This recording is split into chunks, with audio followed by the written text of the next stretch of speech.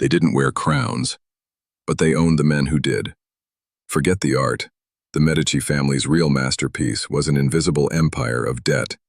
Imagine a world where your name isn't on a throne, yet your signature can collapse a kingdom. Imagine a family so influential that they turned the papacy into a family business and the Renaissance into a branding campaign. We see the statues, the sprawling cathedrals, and the vibrant canvases, but those are just the gilded masks. Behind the marble of Michelangelo's David lies a darker reality of calculated risk, brutal retaliation, and a financial web so complex it makes modern Wall Street look like a lemonade stand. This isn't just a story of history. It's a manual on how to own the world without ever letting them see you hold the keys.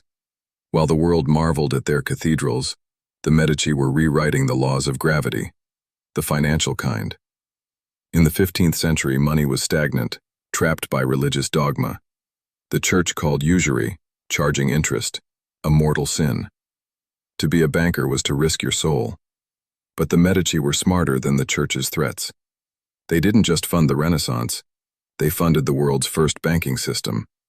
They navigated the sin of interest by using foreign exchange markups and discretionary deposits, turning a spiritual taboo into a global goldmine. By creating a web of credit that stretched from Florence to London, Bruges to Geneva, they became the silent creditors to kings and popes. They understood a fundamental truth. A king with an army is dangerous, but a king with a debt is a servant. They pioneered the letter of credit, a revolutionary slip of paper that allowed a merchant to deposit gold in one city and withdraw it in another. It effectively killed the highwayman's profession and birthed the modern economy. They were the first true multinational corporation, a decentralized behemoth where each branch was its own legal entity. If one city fell to plague or war, the empire survived. They were invincible because they were everywhere, and nowhere at the same time.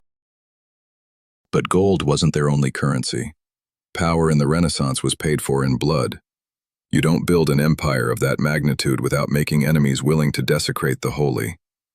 Enter the Pazzi family, the Medici's greatest rivals.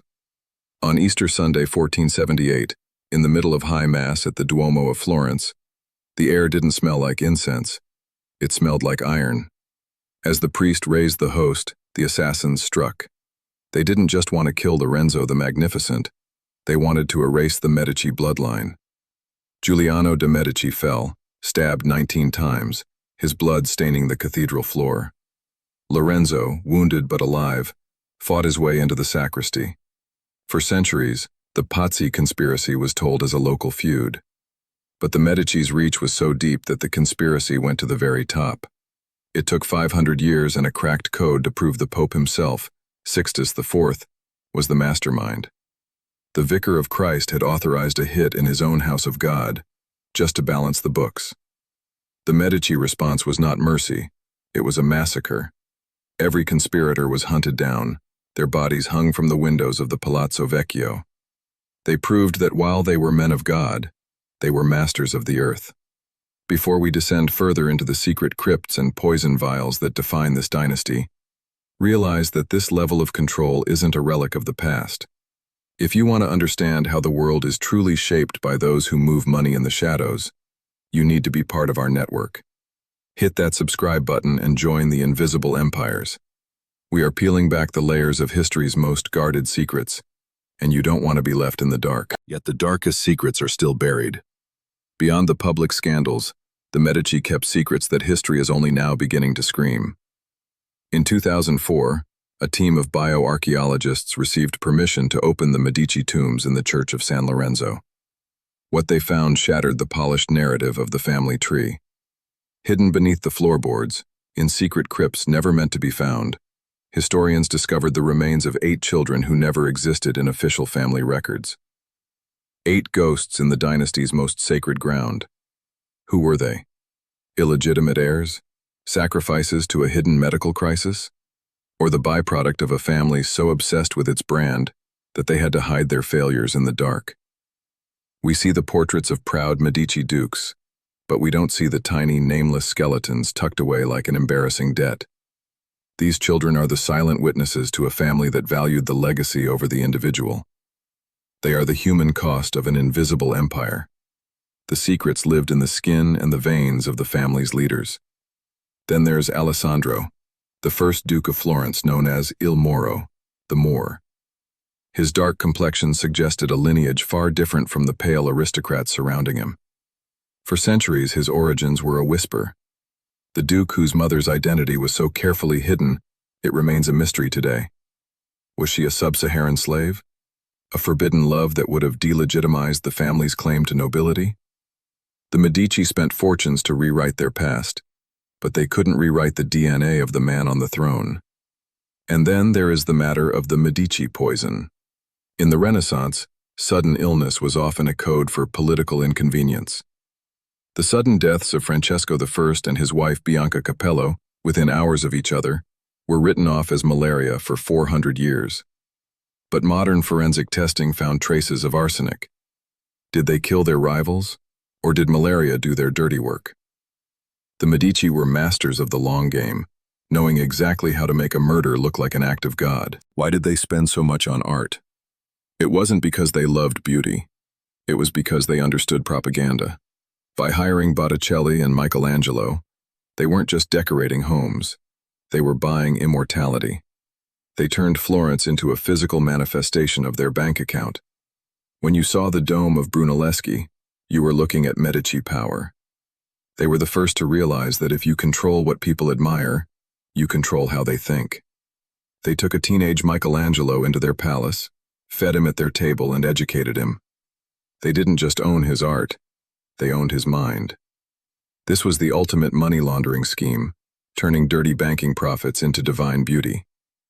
By the time they were done, the Medici name was synonymous with the Renaissance itself. You cannot think of the 15th century without thinking of them. That is the ultimate power, to weave yourself so deeply into history that you can never be cut out. Every empire has an expiration date. Inbreeding, decadence, and shifting global trade eventually drained the coffers. By the time the last Medici, Anna Maria Luisa, stood alone in the cold halls of the Pitti Palace, the bank was gone. But she had one last card to play.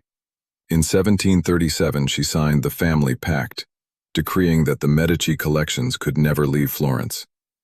It was a brilliant final move. They lost the money and the throne, but they kept the city. Every tourist who visits Florence today is paying a dividend to a family that hasn't existed for centuries. They turned private wealth into a public identity, ensuring the Medici live as long as Florence stands. Money, power, murder. The Medici proved that he who controls the debt controls the empire. They showed us that true power doesn't always wear a crown. Sometimes it wears a banker's robe. They taught us that secrets are more valuable than gold, and that history is written by those who can afford the ink. As you walk the streets of Florence or swipe your credit card today, remember the ghosts of the Medici. They are in the ledgers, the shadows of the cathedrals, and the very DNA of our modern world. They were the architects of money and the owners of an invisible empire. If you believe history is repeating itself in the skyscrapers of today, subscribe to Invisible Empires and turn on notifications. The ledger is never truly closed. Now, if you want to see how this same thirst for power manifests in the modern era, click the video on your screen to see. The billionaire that traded with the devil, Mark Rich, full investigation. Discover the man who manipulated global markets and became the world's most famous fugitive. See you there.